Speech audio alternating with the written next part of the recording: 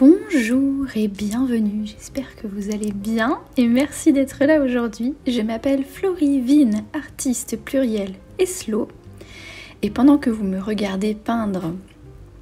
des objets autour du thème de la forêt enchantée, j'avais envie de vous parler de l'état d'esprit dans lequel j'ai peint ces objets. À savoir que le mois dernier, j'ai peint ça au mois d'avril. Je me suis retrouvée un petit peu saturée de choses à faire, un petit peu épuisée de charge mentale, et je me suis rendu compte, et je pense que je suis pas la seule à vivre ça, quand on est à la fois artiste ou personne créative et indépendant ou entrepreneur, entrepreneuse, et que quelque part on doit avoir ces deux casquettes-là, à la fois de la création en elle-même, mais aussi la casquette d'en faire quelque chose, de la diffusion de cette création, parce qu'on a créé une entreprise ou parce qu'on est artiste professionnel, etc. Donc dans mon cas, j'ai créé une maison d'édition Café aux Étoiles qui me permet de vendre mes aquarelles originales, de vendre de la papeterie créative, des adhésifs, des choses comme ça, et puis des livres, on est en train de sortir les livres. Et en fait, quand on a les deux casquettes, ça peut devenir difficile de créer pour le simple plaisir de créer. Et je pense que ce problème-là, le fait de vouloir quelque part rentabiliser toutes les activités qu'on fait, n'est pas limité finalement aux artistes qui ont une activité professionnelle, parce que je me suis rendu compte que j'avais la même attitude avec plein d'autres choses, de loisirs, de choses comme ça. Par exemple, je vais mettre un podcast pendant la course à pied pour rentabiliser entre guillemets le temps de course à pied et écouter un podcast qui va m'apprendre des choses, qui va être utile, comme ça, ce temps de course à pied est quand même utile, vous voyez ce que je veux dire, ou bien, par exemple, regarder une vidéo pendant que je cuisine, ou par exemple dans le train, allez, on va télécharger des conférences TED, on va télécharger des podcasts, on va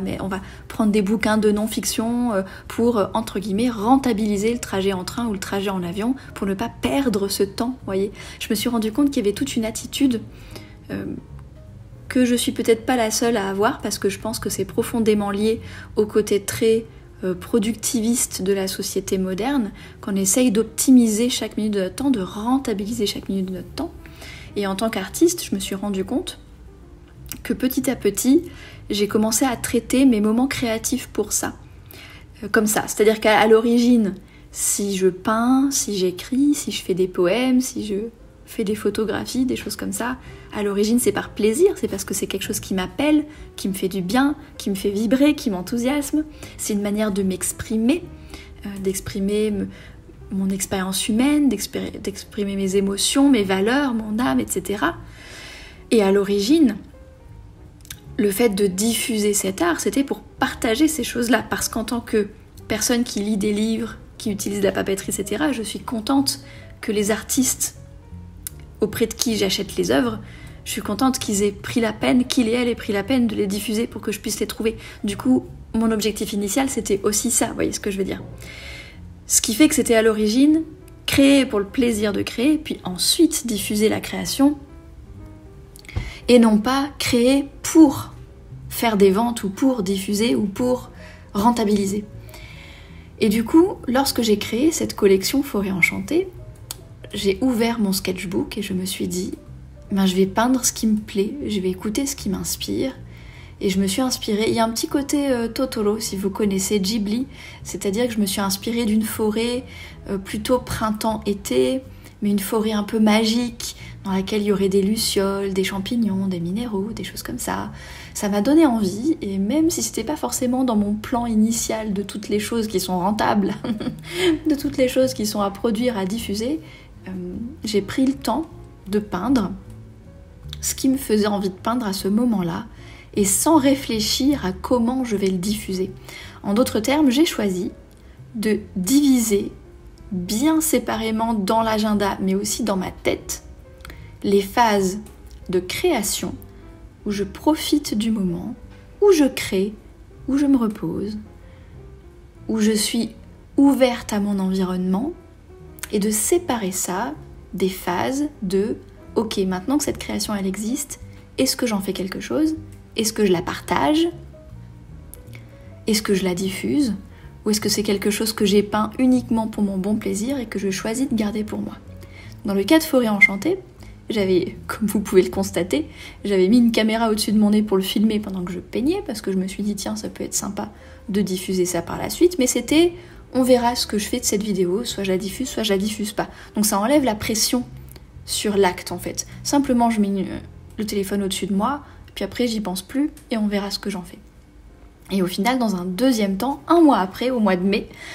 j'ai choisi de transformer cette collection en collection de papeterie créative et d'aquarelles originales qui du coup seront en vente le premier vendredi de juin pendant une semaine sur la boutique. Mais c'est un deuxième temps et ça m'a fait énormément de bien et c'est ça que je voulais partager avec vous. Peut-être que ça peut être intéressant de ne pas chercher à rentabiliser chaque activité, chaque minute, mais de s'octroyer des moments sans but, sans rentabilité, simplement pour se faire plaisir, pour renouer avec le plaisir de l'activité qu'on est en train de faire, que ce soit créer, cuisiner ou faire de la course à pied. Et puis si après cette activité, il reste quelque chose qu'on veut choisir d'exploiter, choisir de diffuser, choisir de partager, parce qu'il ne faut pas oublier que la diffusion, c'est pas seulement un acte de monétisation, c'est avant tout un acte de partage, mais c'est quelque chose qui se décide dans un deuxième temps. Dans mon cas, c'est quelque chose que j'ai décidé un mois après. Voilà, j'espère que cette petite réflexion sur la rentabilité du temps et le fait de s'autoriser à faire ce qui nous plaît vous a été utile. En attendant, je vous remercie d'avoir écouté cette réflexion jusqu'au bout. Je vous souhaite une belle journée, une excellente soirée et à la prochaine!